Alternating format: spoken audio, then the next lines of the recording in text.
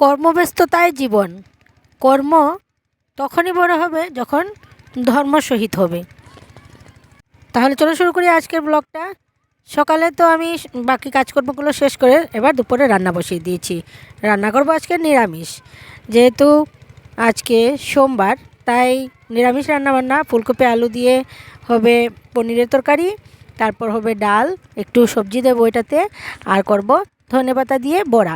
ধনেপাতাগুলো বেশি এনে ফেলেছে আমার হাজব্যান্ড, আর এগুলো তো জানোই আজকালকে বেশি দিন রাখা যায় না, নষ্ট হয়ে যায়। তাই ভাবলাম যে ধনেপাতাগুলোকে শেষ করার জন্য বড়া করে নিই কয়েকটা। তাহলে আরও একটু রান্নাবান্না করার ইচ্ছে ছিল, কিন্তু সম্ভব হবে না, কারণ আমি যাব আমার ছোটো মেয়েকে নিয়ে ওর ডান্সের রিহার্সালে। ডান্সের রিহার্সালটা হবে স্কুলেই। তবে স্কুলে তো আমি না গেলেও হতো, কেন আমি স্কুলে যাচ্ছি। ওর হলো 5 দিনের উইন্টার ভ্যাকেশন। উইন্টার ভ্যাকেশনের জন্য ওকে নিয়ে আমার যেতে হচ্ছে এই দুপুরবেলা। রান্নাবান্না অর্ধেক ফেলেই চলে যাব, কারণ আমার দ্বারা করা সম্ভব হবে না এই সময়ের ভেতরে।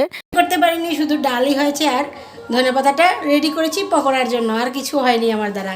এখন আমি বেরিয়ে যাচ্ছি স্কুলের জন্য।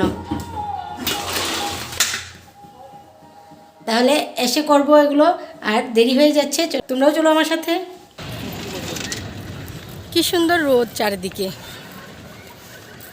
কি ভাল লাগছে দেখতে। এই তুই কিছু বল, তোর কেমন লাগছে? রোদটা কেমন লাগছে তোর? বল, ভাল লাগছে? ডান্স রিহার্সাল তো হলো, ওদের ম্যাম আমাকে বললেন যে ভিডিও করেছেন আপনি, কিন্তু এটা কোনো কিছুতে দিতে না, কারণ প্রোগ্রামটা লিক আউট হয়ে যাবে, তখন ভাল লাগবে না। তাই প্রিন্সিপাল স্যার স্ট্রিক্টলি বারণ করে দিয়েছেন প্রোগ্রাম যেন লিক আউট না হয়। এটা আমি দেখাবো তোমাদের ওদের যখন ফাইনাল প্রোগ্রাম হবে। ওরা 8 ঘন্টা বলেছিল, 8 ঘন্টার ভিতরেই শেষ করে দিয়েছে। এবার গিয়ে আমার রান্নাবান্না বাকি। রান্না বাকি থাকলে অনেকটাই টেনশন থাকে, তাই ভাবছিলাম তাড়াতাড়ি শেষ হয়ে গেলেই ভালো। ভালো হয়েছে, তাড়াতাড়ি শেষ হয়ে গেছে। ঘরে এসে ধনেপাতার পকোড়াটা আমি বানিয়ে নিলাম।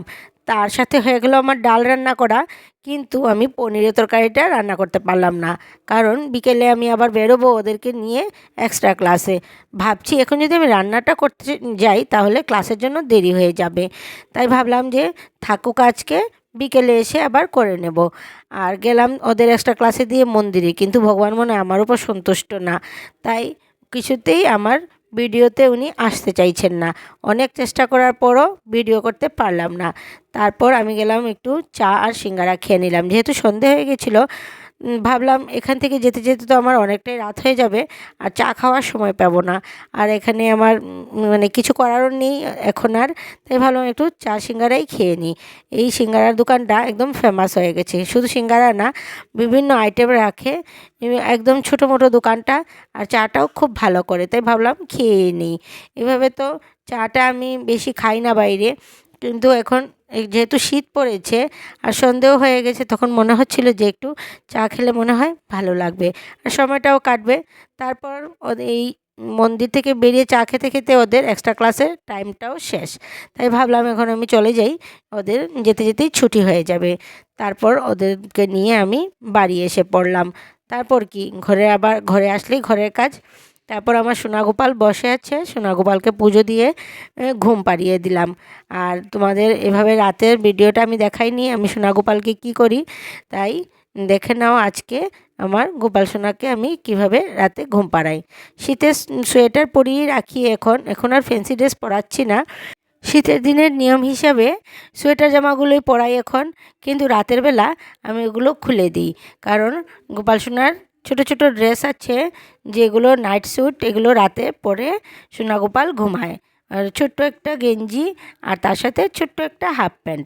আমাদের যেমন রাতে বেশি ভারী কাপড় জামা পরে মানে ঘুমোতে ভালো লাগে না, গোপাল সোনাও হালকা ড্রেস পরেই ঘুমায়।